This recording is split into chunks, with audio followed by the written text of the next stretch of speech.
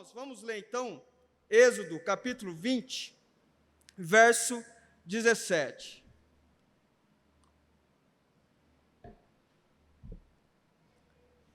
Não cobiçarás a casa do teu próximo, não cobiçarás a mulher do teu próximo, nem seus servos ou servas, nem seu boi ou jumento, nem coisa alguma que lhe pertença. Se você pode, feche seus olhos, vamos fazer uma oração ao Senhor. Senhor Jesus, obrigado, Pai, por essa noite, obrigado pela vida de cada pessoa que está aqui nessa noite de domingo, Senhor. Deus, tem pessoas aqui que estão muito felizes pela fase que está vivendo, mas eu também tenho certeza que tem pessoas aqui que estão com o seu coração angustiado, ansioso, preocupado, entristecido com alguma coisa.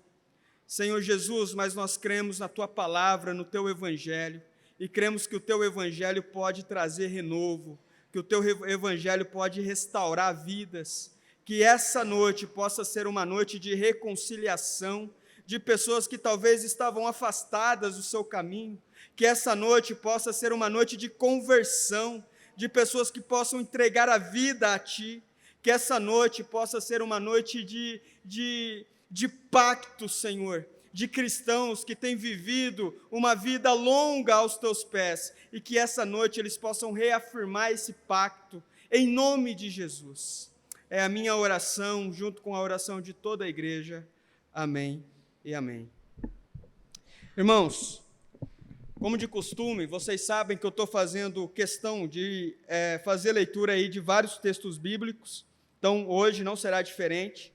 Eu vou pedir para que os irmãos abram a sua Bíblia, se você puder ficar com a Bíblia aí já aberta, lá em Romanos capítulo 7, e os meninos vão também estar nos ajudando com o data show.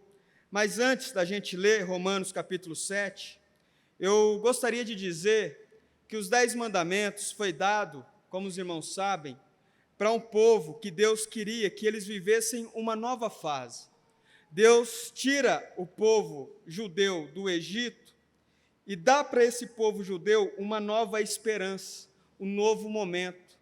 E junto com esse novo momento, Deus também dá novas orientações.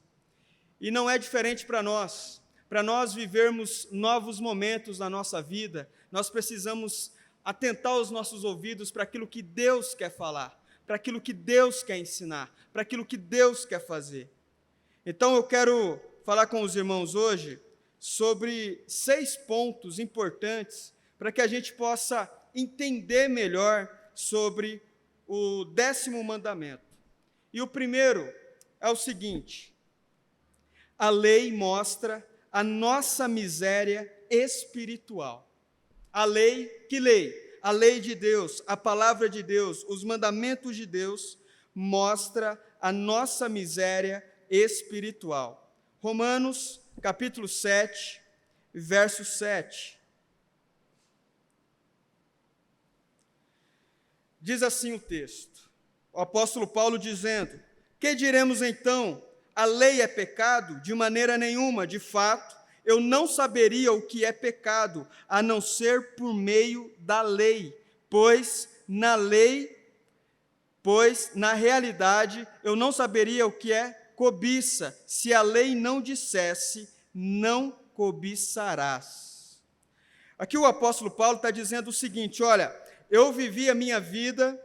A gente pode viver a nossa vida sem conhecer a lei de Deus e cometer vários pecados, sem saber que é pecado. Mas diante de Deus é pecado.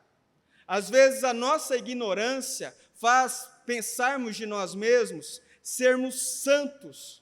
É muito comum você pegar ou conversar com algumas pessoas que não têm o conhecimento da Bíblia, e normalmente essas pessoas, elas acham que elas são ok. Você fala assim: olha, eu quero falar de Jesus para você, eu quero apresentar Jesus para você.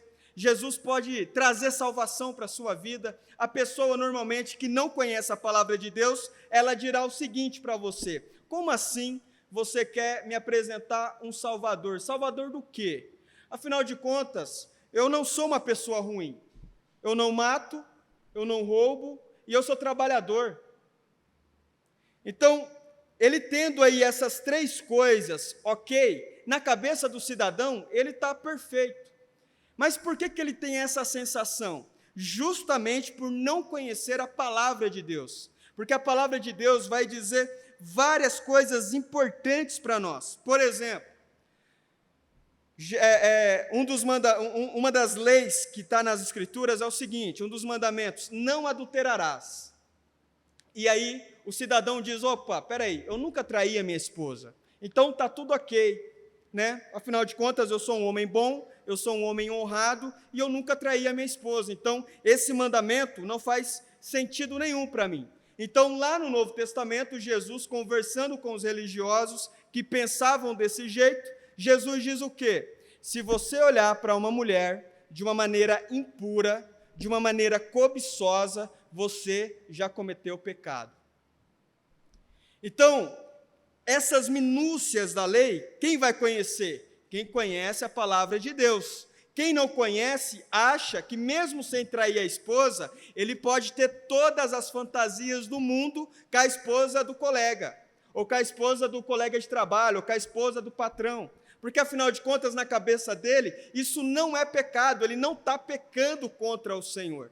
E a palavra de Deus vai dizer, se você pensar de um modo impuro, você já está cometendo pecado. O apóstolo Paulo, então, ele vai mostrar isso para nós. Então, continuando a nossa leitura em Romanos capítulo 7, e agora eu quero ler com você o verso 9, diz o seguinte, verso 9, antes eu vivia sem a lei, mas quando o mandamento veio, o pecado reviveu e eu morri.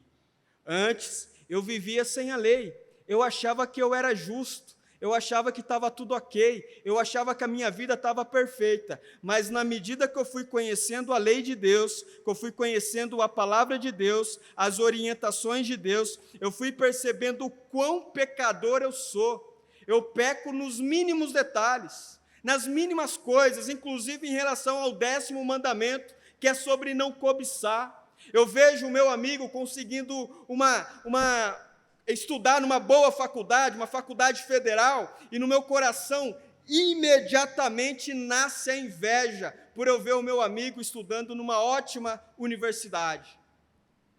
Então, a ignorância da palavra de Deus pode dar para a gente a falsa sensação que nós somos ok diante de Deus, que nós estamos bem. Mas, na verdade, na medida que nós vamos nos aprofundando, conhecendo os 10 mandamentos, conhecendo toda a Escritura, nós vamos percebendo o quão pecador nós somos. Eu lembro que no seminário, uma vez estava tendo aula, né? Logo no primeiro dia, na primeira semana de aula, e nós tínhamos um professor de filosofia que ia dar uma aula para a gente, e ele ia dar uma aula também de teologia sistemática. E aí, então, tinha lá na nossa turma alunos de todas as denominações, né? Presbiteriana, Batista, Assembleia de Deus, Quadrangular, Bola de Neve, tinha de tudo. E aí, o professor chegou na aula, assim, né? Professor de filosofia, você já imagina o jeito, né? Chegou na aula, assim, e tal. Bom dia, pecadores.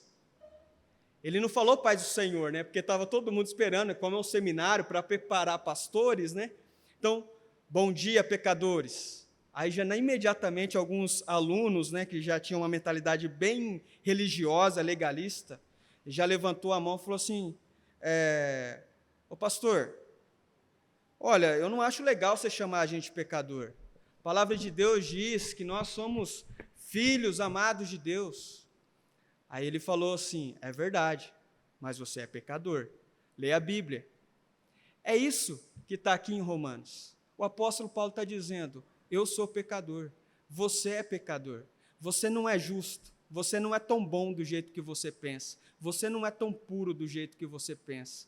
Até nas suas mínimas intenções há pecado. O profeta Isaías diz, olha, as minhas melhores obras são como trapos de imundícia diante de Deus, porque até quando eu faço o bem, o meu bem vai misturado com maldade. Então, o apóstolo Paulo dá essa percepção para nós. Então, a primeira coisa, quando nós conhecemos os 10 mandamentos, ou toda a Escritura, mas nessa noite eu vou focar bastante nos 10 mandamentos, nós vamos percebendo o quanto nós somos pecadores, nós somos falhos diante do Senhor. Segundo ponto, eu quero tratar com você sobre a diferença entre a cobiça, e uma pessoa que é cobiçosa e uma pessoa que é justa. E para isso, eu quero ler um texto lá em Provérbios, capítulo 21 e verso 26. Provérbios, capítulo 21 e verso 26. A diferença entre um cobiçoso e uma pessoa justa. O texto diz assim: o dia inteiro ele deseja mais e mais. Olha só, segura o texto, fica aí com o texto aberto, que eu vou depois da parte B. O dia inteiro ele deseja mais e mais. Isso é uma das coisas que a cobiça faz com o homem. A pessoa, quando ela começa a cobiçar alguma coisa, ela não consegue tirar da cabeça mais. Ela não consegue pensar em outra coisa mais. Ela só quer aquilo. Então, ela está tão obcecada por aquilo, por aquela cobiça, por aquele desejo de ter o que é do outro, porque é disso que o 10º mandamento está falando. Olha, não cobiça o que é do outro. Olha só o que diz, pode ficar com a sua Bíblia aí nesse texto que você está, em Provérbios, eu vou ler aqui para relembrar você. Não cobiçarás a casa de quem? Do teu próximo, do outro. Não cobiçarás a mulher do teu próximo, do outro, nem seus servos, as suas servas, nem seu boi ou jumenta, nem coisa alguma que lhe pertença. A cobiça está justamente relacionada a você tirar algo que é do outro e pegar para você. Você está desejando algo que é de alguém para pegar para você. E aí, Provérbios vai dizer o seguinte: se você não tomar cuidado e a cobiça crescer no seu coração, você não vai conseguir pensar em mais nada. Você vai ficar obcecado por isso. Você pode ter um ótimo emprego, mas você está cobiçando o salário daquele outro cidadão lá. Você está cobiçando o emprego daquele outro cidadão, porque ele foi promovido a gerente primeiro do que você. E agora a sua meta de vida é derrubar aquele gerente para que você possa ocupar o cargo dele. E esse cidadão, ele não aproveita mais nada, ele não tem mais alegria de viver, ele não consegue aproveitar os filhos, ele não consegue aproveitar a esposa, ele não consegue vir para a igreja com o seu coração em paz, ele não consegue fazer nada, porque ele está cobiçando o emprego, o salário do outro colega de trabalho. Isso é o que Salomão está dizendo aqui em Provérbios. Mas existe um contraste, que diz o seguinte: enquanto o justo reparte sem cessar. Olha a diferença. O justo agora, existe o cobiçoso, mas existe o justo. O justo, ele reparte sem cessar. Ele abençoa, ele ajuda, ele ora, ele é alegre. Olha, você foi promovido a gerente? Graças a Deus, eu fico feliz por você. Amém. Eu posso te ajudar com uma cesta básica? Então eu vou te ajudar. Eu posso servir aqui na igreja de algum modo? Eu vou servir na igreja. O justo, ele reparte sem cessar. Eu posso desfrutar de um passeio com a minha família, com os meus filhos. Eu posso fazer isso, eu vou fazer então. Eu quero aproveitar porque o justo, ele tem essa paz de espírito. O cobiçoso, a pessoa que está com a cobiça no coração, ela não consegue desfrutar de nada. Nada adianta ela ir para um shopping passear, porque ela está sem alegria. Ela está totalmente tomada pela cobiça. Isso é terrível. Isso esmaga a alma humana. Então essa é uma diferença importante para que você entenda entre o cobiçoso e uma pessoa justa, uma pessoa que não desfruta dessa maldição da cobiça. Uma outra coisa que, o terceiro ponto que eu quero falar com os irmãos, hoje eu vou tentar ser um pouco mais breve, irmãos, porque temos a ceia. Não vou poder me alongar muito em cada ponto. Terceiro, a cobiça não descansa. Está lá em Jó, capítulo 20, verso 20. Jó, ele é um livro antes de Salmo, capítulo 20 e verso 20.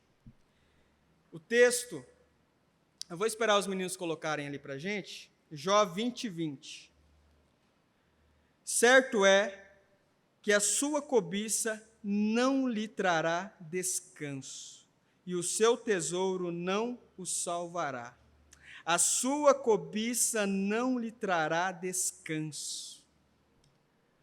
A pessoa, a meta de vida dela, ela não está nem aí com igreja, ela não está nem aí com família, ela não está nem aí com nada.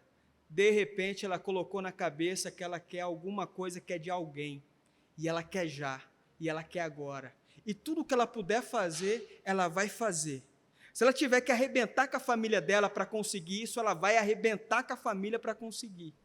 Se ela tiver que estragar a empresa para conseguir, vai estragar a empresa. Se tiver que fazer qualquer loucura no ministério para conseguir, vai estragar o ministério que Deus pôs na mão para conseguir.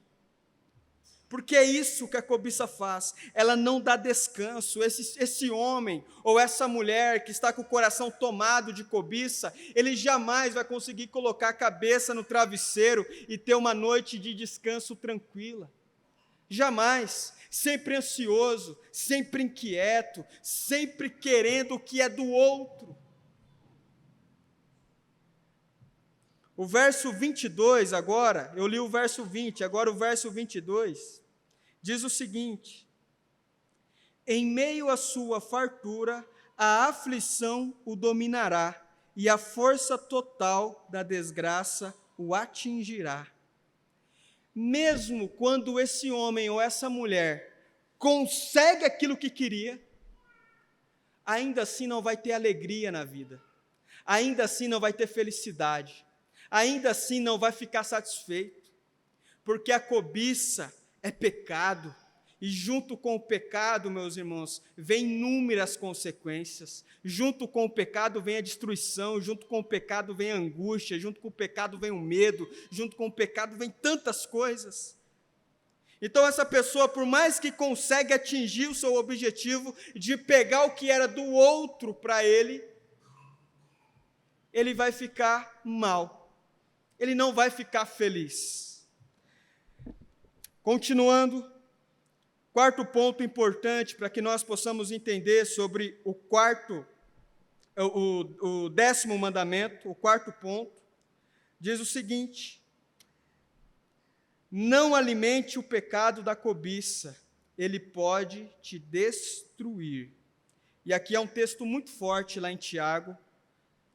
Quem pode, abra lá em Tiago, capítulo 1 e verso 15. Não alimente o pecado da cobiça, ele pode te destruir. Diz assim o texto, Tiago capítulo 1, verso 15.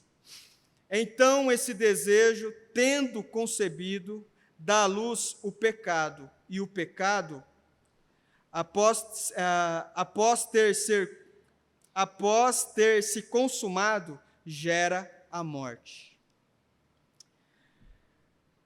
Cobiçou, alimentou aquilo no coração de tal modo, começou a maquinar um monte de estratégia para conseguir o que queria, já não pensa em nada, já não pensa em Deus, já não pensa na família, já não pensa em nada. O negócio agora é esse desejo, é essa cobiça que está no coração, está focado ali, e esse negócio vai crescendo na mente, vai crescendo no coração, de tal modo que esse cidadão vai e comete o pecado.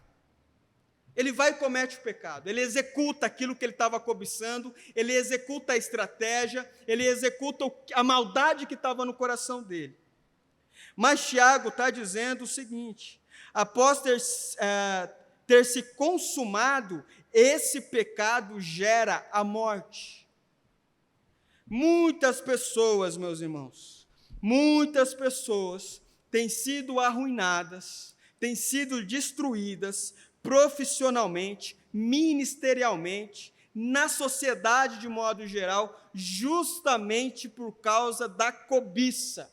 O que a gente fica sabendo, a notícia que a gente fica sabendo, é o final do processo. Mas lá atrás, o que começou? A cobiça no coração, sem ninguém saber de nada.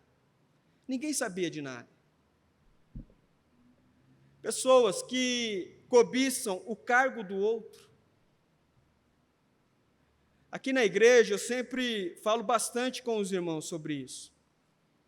Tem muitos pastores que são inseguros em relação a dar confiança para alguns líderes da igreja, em relação a incentivar que esses líderes cresçam, porque eles têm medo de que, de algum modo, esses líderes possam depois querer prejudicar o pastor.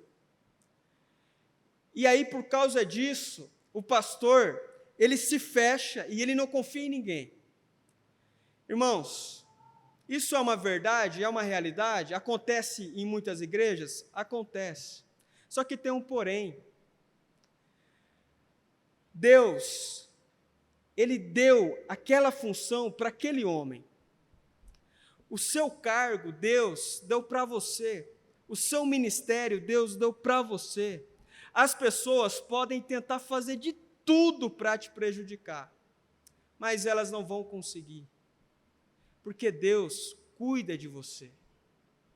No entanto, irmãos, nós precisamos tomar cuidado para que o medo não paralise você, para que o medo não faça você ficar congelado. Ao contrário, você deve trabalhar, você deve se esforçar, você deve confiar. Se a pessoa está deixando a cobiça crescer no coração dela, isso é uma coisa que ela vai se ver com Deus, não tem absolutamente nada a ver com você.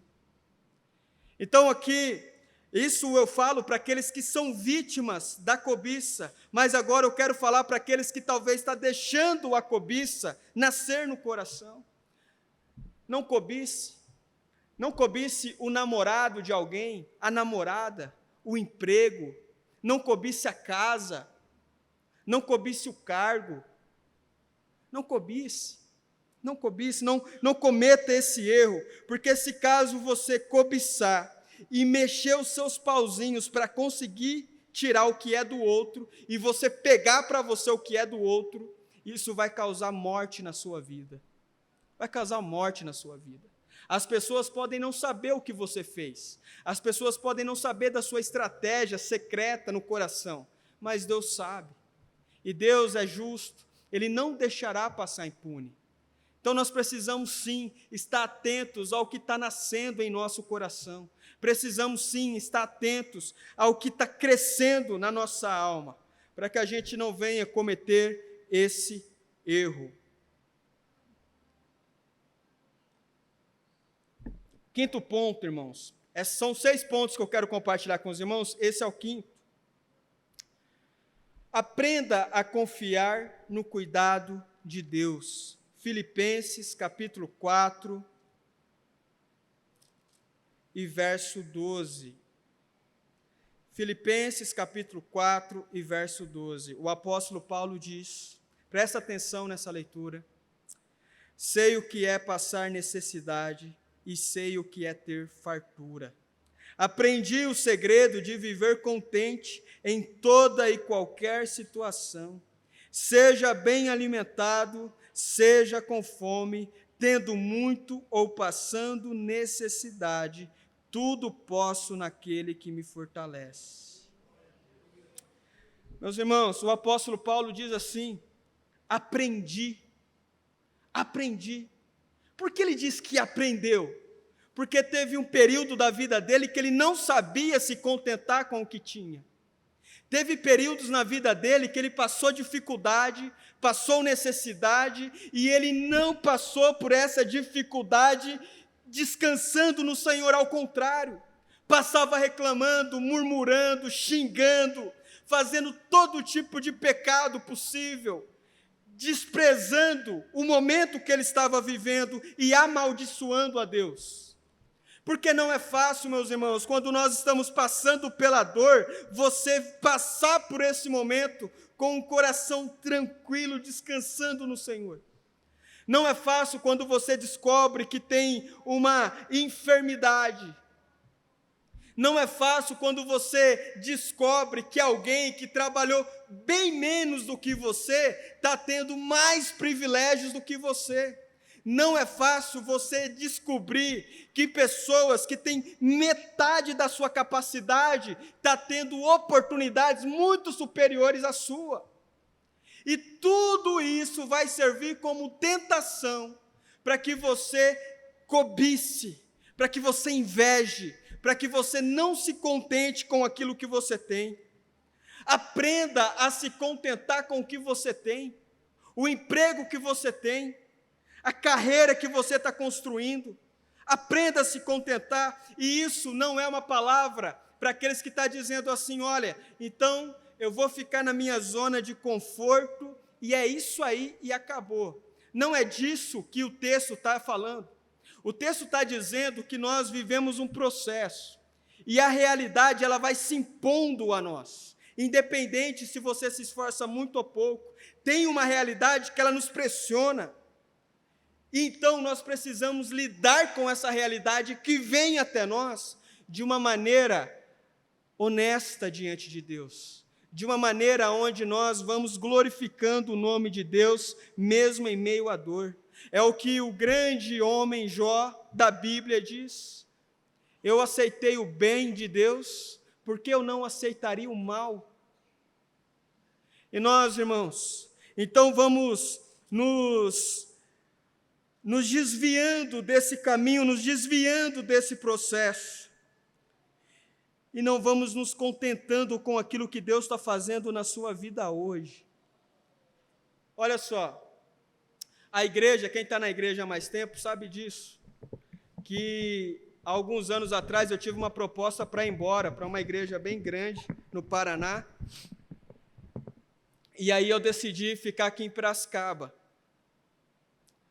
E quando eu estava orando a Deus, pedindo a direção de Deus, se Deus queria que eu ficasse aqui mesmo, se eu fosse embora para o Paraná, a primeira coisa que veio no meu coração foi esse texto.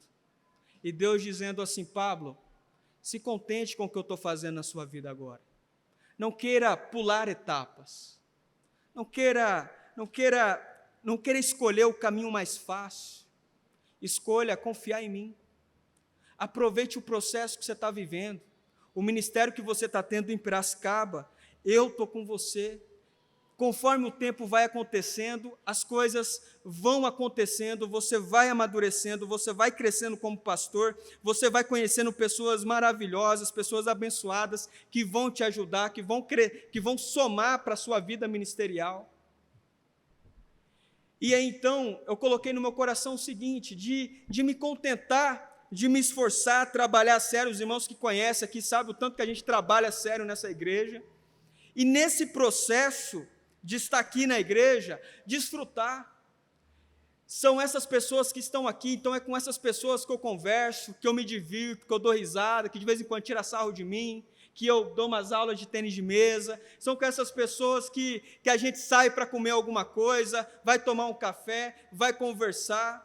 Aproveite o processo que você está tendo, que Deus está colocando na sua vida. Se você está em um emprego, desfrute desse emprego que você tem hoje. Por que você está num emprego e cobiçando de uma maneira desesperada outra coisa? Desfrute aqui, vai fazendo o melhor que dá para fazer, vai se esforçando, vai sendo um bom funcionário, vai sendo honesto, vai sendo íntegro, e no caminhar, no decorrer da vida, Deus vai abençoando você. Você não precisa ser dominado pelo pecado da cobiça. Pessoas, irmãos, que infelizmente não se contentam com a família que tem. Homens que Deus deu esposas maravilhosas. Mulheres que Deus deu homens maravilhosos. E essas pessoas, por algum motivo, ao longo da vida, vão perdendo o prazer de se alegrar com essas pessoas que estão do lado. E nós precisamos nos contentarmos com aquilo que recebemos de Deus. Nos contentar com os filhos. Pais que desprezam os filhos, que ficam comparando o filho. Por que você não é igual lá o filho da minha irmã, o filho da minha prima, um menino inteligente, sabe tudo de matemática, tira 10 em tudo. Você aí toda hora de recuperação. E não aproveita o filho. não ama o filho, é o filho que Deus te deu. Deus deu esse para você, ame-o, cuide.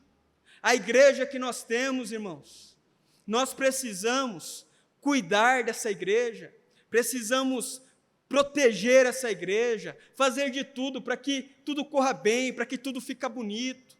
É a igreja que nós temos. Eu poderia estar em outra igreja, e eu tenho certeza que aqui em Piracicaba, meu irmão, igrejas com uma estrutura 1000 vezes melhor do que essa não falta. Você também tem todo o direito de ir para qualquer igreja que você quiser, mas aonde você estiver, aonde você fincar os seus pés, desfrute, conheça, converse, faça a amizade, é a vida que Deus nos deu.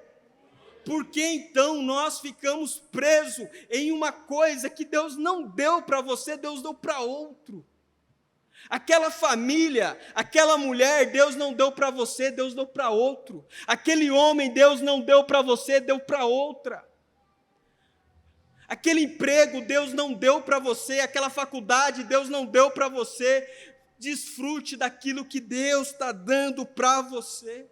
Ore por essas coisas, interceda por essas coisas, peça a sabedoria de Deus para que você saiba lidar com essas coisas. Viva a vida, viva o processo com erros, com falhas, comete um erro aqui, comete um erro lá, pede perdão aqui, ajeita dali e vai vivendo, vai desfrutando da vida que Deus deu. Ah, meus irmãos, parece tão simples, mas isso você vai precisar de muita oração para alcançar. Aprender o segredo de viver contente em toda e qualquer situação. Seja bem alimentado, seja com fome, tendo muito ou passando necessidade. É só Deus para te ajudar. E por isso que nós estamos aqui hoje, para que você possa recorrer a Deus, pedir a Deus para que Ele dê esse contentamento para você. Tudo posso naquele que me fortalece. Você pode dar um glória a Deus bem alto aí? Aleluias. Sexto ponto. Vamos lá para o Antigo Testamento agora, em Isaías, capítulo 55.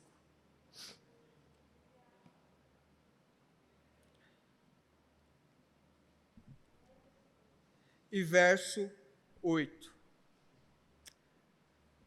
Presta atenção no que eu vou falar para você agora.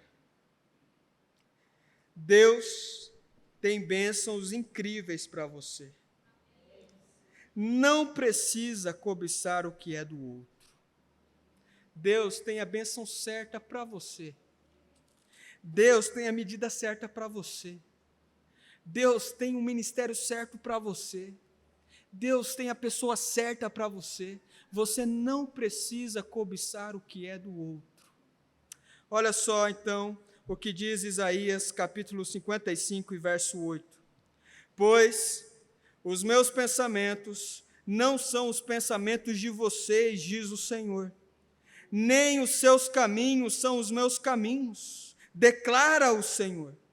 Assim como os céus são mais altos do que a terra, também os meus caminhos são mais altos do que os seus caminhos, e os meus pensamentos mais altos do que os seus pensamentos. A gente é cego, irmãos. A gente tem pouca fé, nós temos pouca fé. Nós conseguimos ver pouquinha coisa na frente.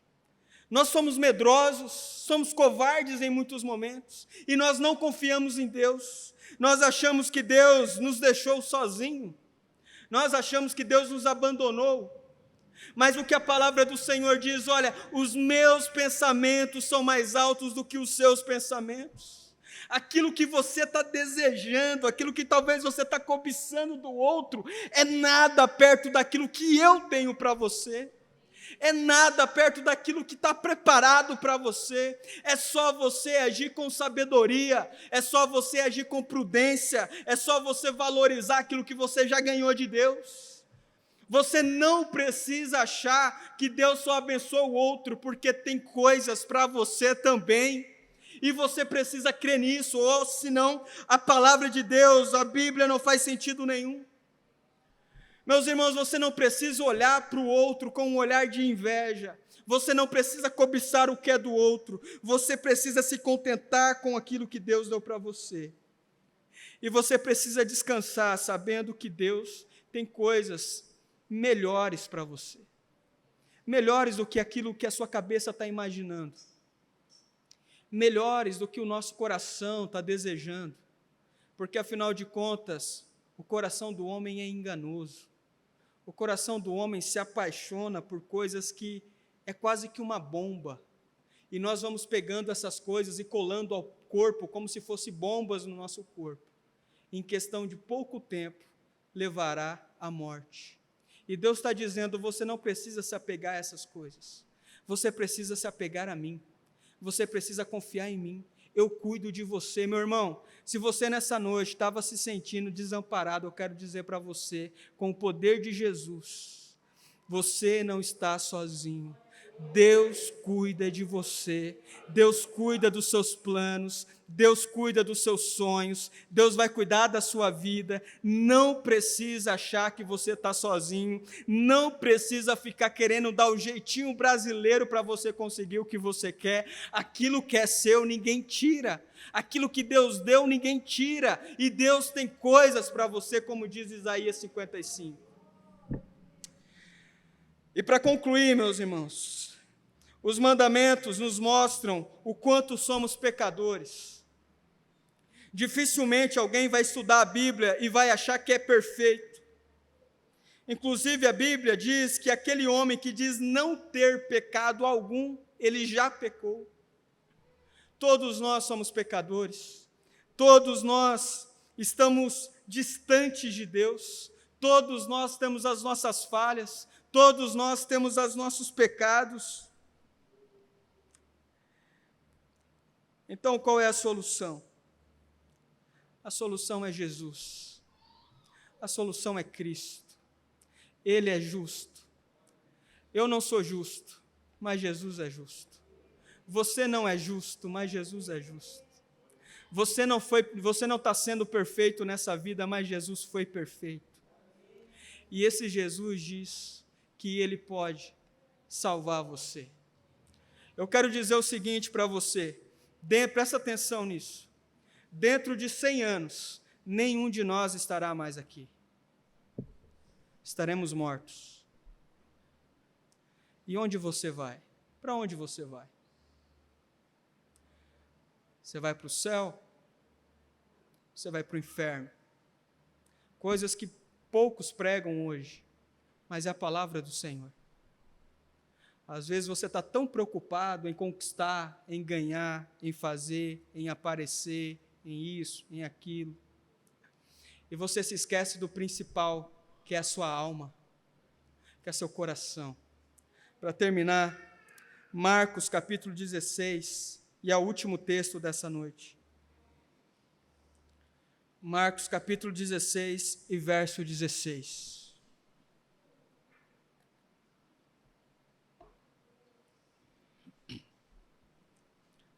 Vamos ler o verso 15 primeiro. Capítulo 16 e verso 15. E Jesus disse: vão pelo mundo todo e preguem o evangelho a todas as pessoas. Quem crer e for batizado será salvo, mas quem não crer será condenado.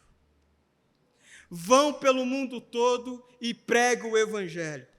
A nossa igreja tem como missão pregar o evangelho na cidade de Piracicaba.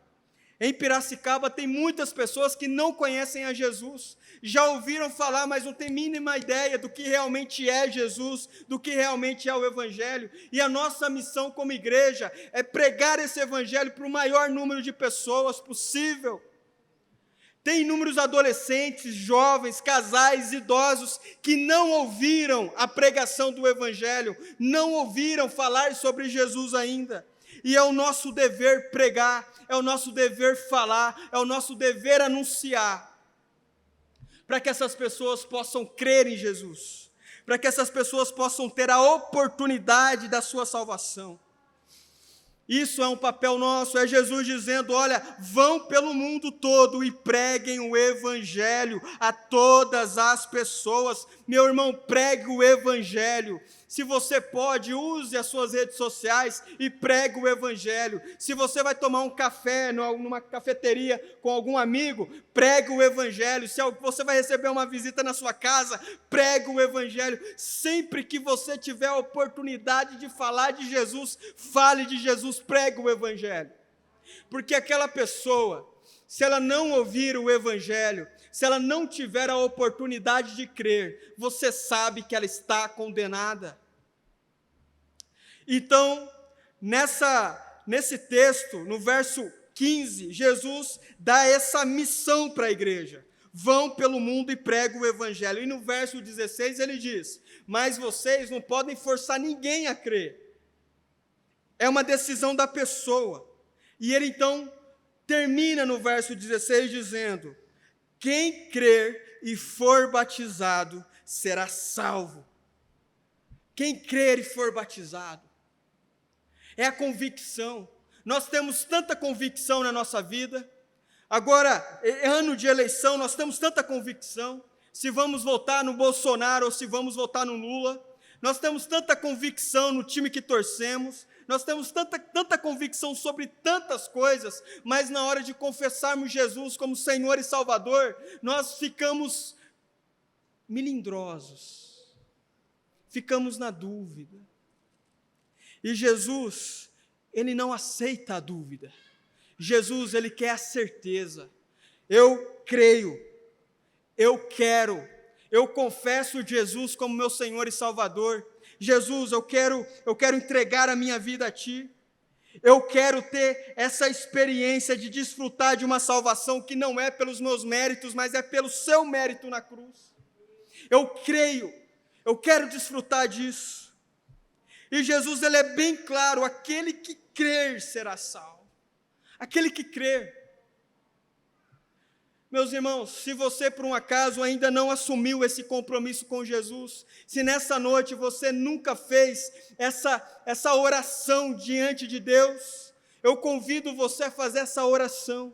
Eu convido você a entregar a sua vida para Jesus, a ser firme nas suas convicções. Aquele que crer e for batizado será salvo. Nós teremos o batismo agora, dia 10 de abril. Pessoas que decidiram, eu creio, eu quero batizar. É como o apóstolo Pedro, uma vez, quando perguntado, quando os discípulos abandonaram Jesus, Jesus dá uma palavra muito dura para os discípulos, e aí um monte de gente começou a ir embora. E Jesus disse assim para alguns discípulos, olha, vocês também não querem ir embora? Vocês também não querem me abandonar? E aí Pedro olha para Jesus e diz, mestre, para onde a gente vai, se só o Senhor tem palavras de vida eterna? Eu, irmãos, sinceramente, eu não tenho perspectiva nenhuma de entregar a minha vida para uma ideologia política. Eu não tenho perspectiva nenhuma de entregar a minha vida para algum ídolo, para algum Deus. É Jesus, é Cristo, é a minha convicção, e morrerei com ela. Aquele que crer e for batizado será salvo. E Jesus diz, mas quem não crer será condenado.